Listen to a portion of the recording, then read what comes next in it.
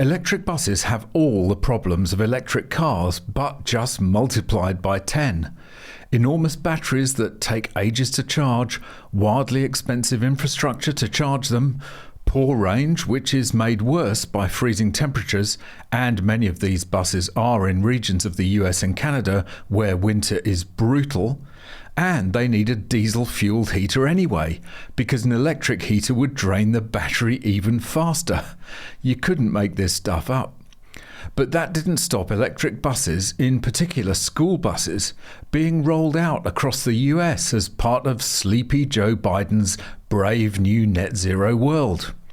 But one of the largest manufacturers, Lion Electric, which is in the hands of the accountants to try and avoid liquidation, has dropped even more bad news. As if owning a fleet of electric buses wasn't bad enough, the warranties for those buses are now not worth the paper they're written on. Welcome back to MGUY, British engineer and lawyer, now Sydney-based YouTuber. If you'd like to support this channel and display your anti-EV credentials to your Tesla-owning neighbours at the same time, why not buy some awesome MGUY merchandise, like this mug, this baseball cap, or this t-shirt. Each high-quality item sports the MGUY No EV sign, and they're all made to order, perfect for irritating the hell out of your local EV zealots. Visit store.mguy.tv or click the link in the description to check out the full range of products. And of course, you can always just buy me a coffee. Click the link in the description or scan the QR code on screen. Lion Electric is in the hands of Deloitte Insolvency at the moment, and the assets have recently been sold off for a fraction of the amounts previously invested in the company. To add insult to injury, the Auditor General in Quebec is now sniffing around the $140 million of government money poured into Lion Electric and the $270 million invested in the equally unfortunate Northvolt. Money the poor Canadian taxpayers will never see again. But hey, who cares? We're saving the planet, right? Just a drop in the ocean compared to the staggering investments flowing into net zero and renewable industries every single day. Much of it never to produce a single cent in return. It's utterly scandalous. And of course, after the Lion Electric fire sale, if you'll excuse the lithium-ion battery-inspired pun, the new owners have no intention of honouring any existing warranties for these disasters on wheels, except in Quebec. Lion Electric school bus warranties voided, leaving districts stuck.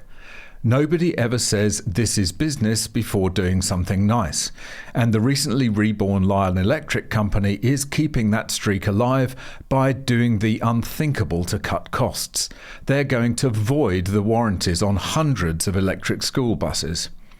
In a letter issued to existing Lion Electric customers last week, Deloitte Restructuring announced that the warranties on all Lion vehicles purchased outside of the company's home province of Quebec are null and void, leaving dozens of school districts in the lurch with stranded assets that won't get fixed and can't be sold to generate funds for replacements. We are working with alternate vendors at the expense of the school district to help keep our electric buses functional and on the road, explains Dr. Richard Deckman, Superintendent of Herscher CUSD No. 2 District in Herscher, Illinois. Currently, 6 of our 25 Lion Electric buses need some type of repair. Student Transportation News reports that Lion buses represent fully half of Herscher's overall fleet of 50 buses, and that the district has received nearly $10 million for the purchase of 25 electric buses and the related charging stations from various state and utility incentive programs. Herscher isn't the only district having problems with Lion buses. All 4 Lion buses that we own are currently parked and not being used, Colleen Souza, Interim Transportation Director of Winthrop Public Schools, told Clean Trucking. 2 of them are in need of repairs which would cost us money, which we are not willing to invest in because the buses do not run for more than a month before needing more repairs. Brilliant. More of the same in Maine, where Yarmouth School Department bought 2 Lion Electric buses in 2023, with the state covering the costs.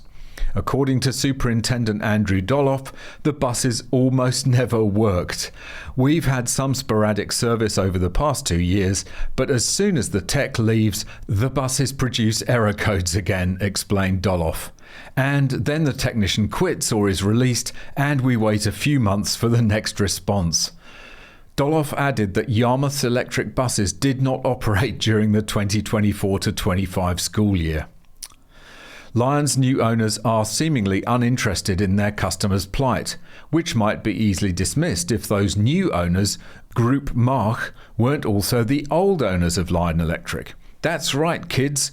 Quebec-based real estate company Group March, which stepped in to save Lion Electric earlier this summer, along with Ontario-based Mirella and Lino Saputo Foundation, bought $90 million of equity in Lion Electric back in 2023.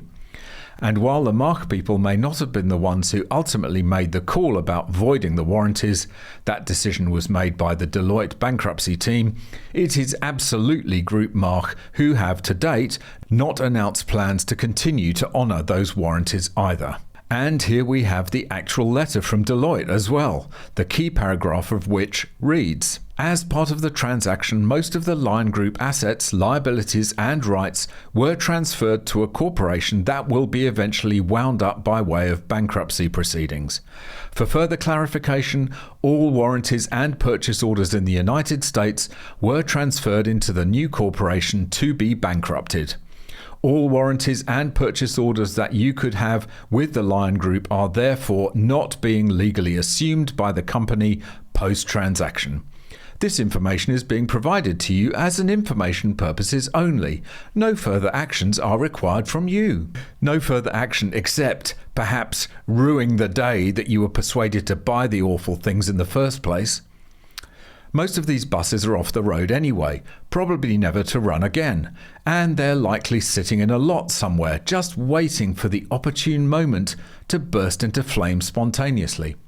Which would probably be a relief, since they at least might be able to claim something on the insurance. Hopefully this will have been a salutary lesson for those who have been stung by this disaster. I think they'll all be rushing out to buy reliable, dependable diesel buses as soon as they can. Thanks very much for watching. Really hope you enjoyed it. If you've got any tips or stories, go there. If you'd like to watch another video, go there. If you'd like to buy me a coffee, go there. And please subscribe to this channel.